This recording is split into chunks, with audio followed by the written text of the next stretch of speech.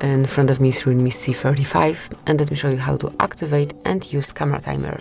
So first of all, just open your camera app, then click on settings icon in your right upper corner and select countdown duration. And now pick 3 or 10 seconds delay. Let me go with 10 seconds. And now you'll be able to grab a picture with such delay. So let's just, for example, make a picture of this plant. Now you can grab on your camera shutter. And as you can see, firstly you will notice the countdown. And after that the picture will be grabbed. So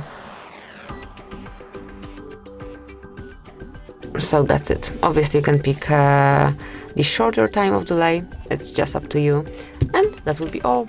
So thank you for watching. Please subscribe our channel and leave the thumbs up.